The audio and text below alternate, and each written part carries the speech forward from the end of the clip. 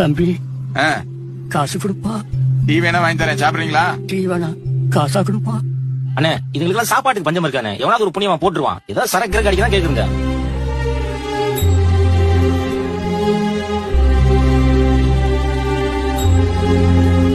இன்னைக்கு பள்ளிக்கூடத்துல பணம் கட்டணும் சொல்லல, இந்த இதுல 110 ரூபாய் இருக்கு.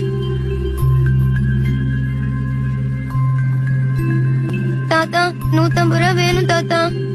இன்னும் காசு வேணுமா? சரிம்மா, நாளைக்கு கொடுக்குறேன்னு பாத்தியாட்ட சொல்லி பாருமா. இல்ல தாத்தா, இன்னைக்குதான் கடைசி நாள்.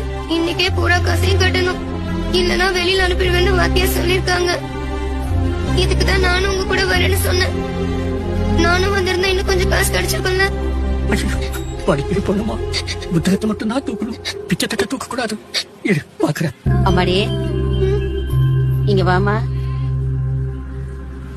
பாப்பா வாமா வாப்பா.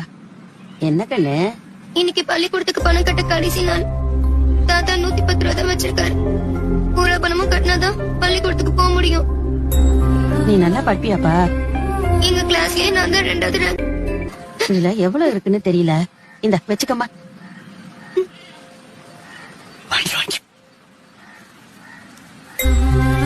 இந்த இட்லியை வாங்கிக்கோங்க பாட்டி. இப்ப Download ShareChat.